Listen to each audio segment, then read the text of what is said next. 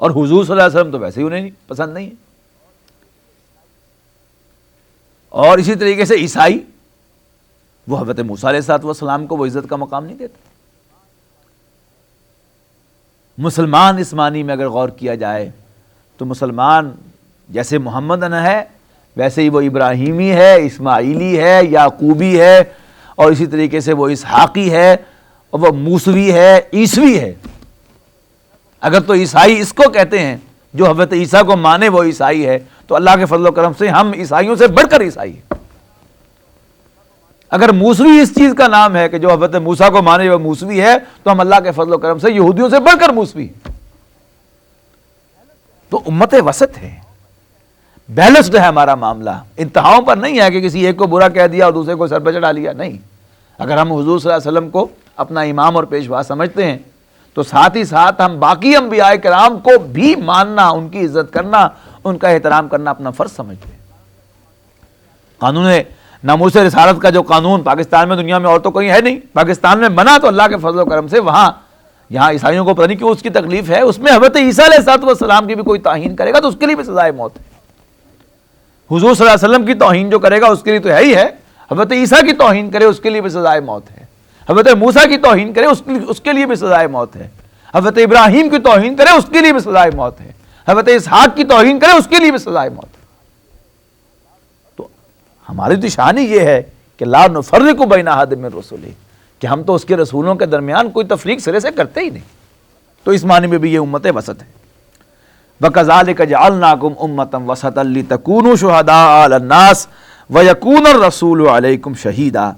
اور اسی طرح ہم نے تمہیں بنایا ایک وسط امت، ایک امت وسط. کیوں بنایا؟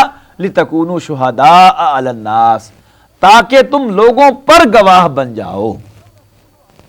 وَيَكُونُ الرَّسُولُ عَلَيْكُمْ شَهِيدًا، اور تاکہ بن جائے رسول تم پر گواہ صلی اللہ علیہ وسلم.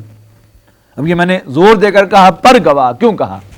ایک تو یہ کہ اللہ کا ترجمہ پر کیا جاتا ہے، لیکن یہ بھی لفظ جو ہے وہ اسی طرح کا لفظ ہے جیسے میں نے آپ کو توبہ کے بارے میں اور رغبت کے بارے میں بتایا کہ یہ صلوں سے، پریپوزیشن سے معنی بدلیں گے، الٹ ہو جائیں گے.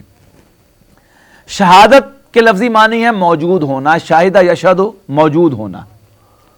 نماز جنازہ کے اندر جو دعا ہے سب سے معروف کہ اللہم اغفر لحینا و میتنا، کہ اللہ ہم میں سے جو زندہ ہیں انہیں بخش دے، جو مر گئے ہیں انہیں بخش دے. دوسرا جملہ کیا ہے؟ وَشَاهِدِنَا وَغَائِبِنَا، جو یہاں موجود ہیں ان کو بخش دے اور جو موجود نہیں ہیں غائب ہیں انہیں بخش دے. تو شاہدہ یشہد کی معنی موجود ہونا. اب کسی واقعے کا اصل گواہ وہی ہوتا ہے جو موقع پر موجود ہو، چشمدید گواہ. اب اس معنی میں شاہدہ یشہد گواہی کے معنوں میں استعمال ہونے لگا اور شاہد اور شہید گواہ کے معنوں میں استعمال ہونے لگا.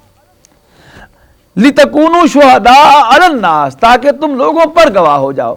اب گواہی دو طرح کی ہوتی ہے، ایک ہوتی ہے صفائی کی گواہی اور ایک ہوتی ہے استغاثہ کی گواہی، پروسیکیوشن وٹنس.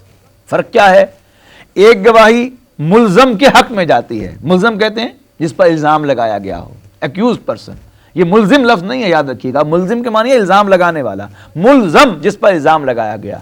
تو ایک گواہی ہوتی ہے جو ملزم کے حق میں جاتی ہے، یہ ہے فار. اور ایک گواہی ہے جو ملزم کے اگینسٹ جاتی ہے، اور یہ گواہی ہے شہادت علی فلان، کسی کے خلاف گواہی. یہاں وہ گواہی ہے تاکہ تم لوگوں پر گواہ بن جاؤ، لوگوں کے خلاف گواہی دینے والے بن جاؤ، اور رسول تمہارے خلاف گواہی دینے والے بن جائے. اب یہ کیسی گواہی ہے؟